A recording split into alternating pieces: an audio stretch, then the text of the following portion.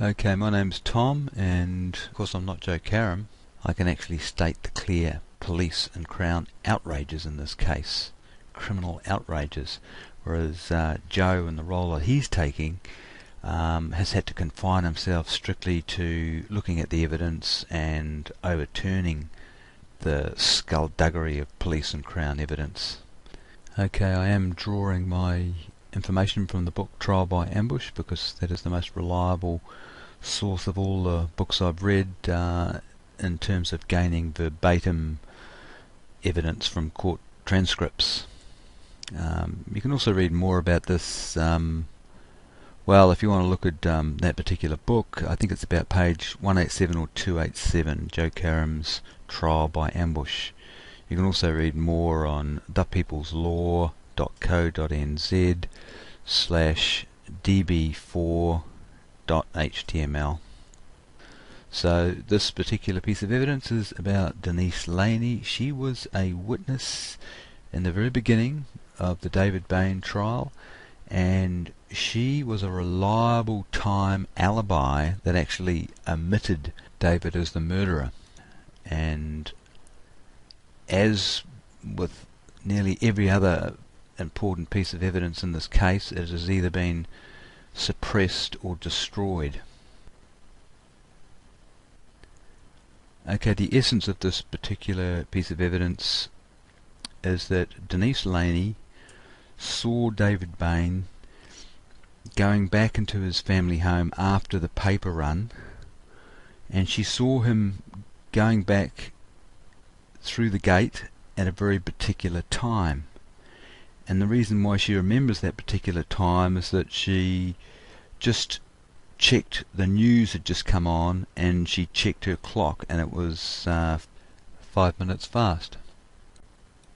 Now, why this was important was that it was agreed right from the start between both the prosecution and the defence that whoever killed the Bain family members was the same person who turned on the computer at between 6:42 a.m. and 6:44 a.m. that morning and wrote a note saying, "Sorry, you were the only one that deserved to live."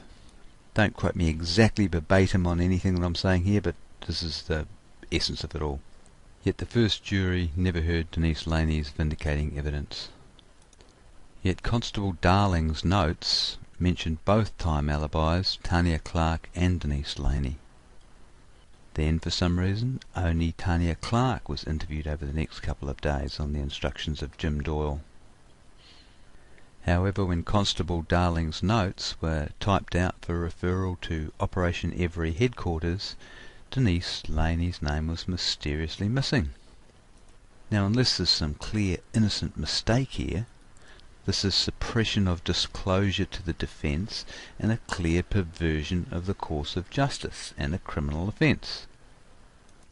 So now let's examine whether there could have been an innocent mistake here, or were there in fact a whole lot of suspicious circumstances around this omission in Denise Laney's evidence. Doesn't it seem just a little bit odd to readers and listeners that the time alibi witness most inconvenient to the police case should be forgotten and then later on minimalised as a witness who could not identify who she saw, when in fact in her police statement she was explicit as to who she saw, that it was David Bain and that she recognised the Otago Daily News paper bag that he had with him? The compelling evidence for police perjury and perversion of the course of justice actually comes from a detective working on the case at the time.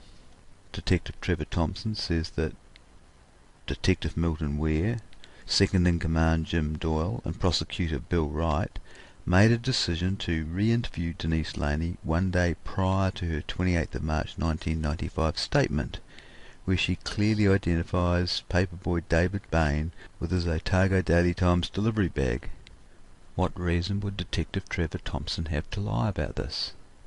And yet if Detective Trevor Thompson is to be believed, then we can clearly see that this trio of Detective Milton Ware, second in command Jim Doyle, and prosecutor Bill Wright had been very specific about the way they developed evidence and very specific about the way they eliminated evidence and denied the defence essential evidence to their case.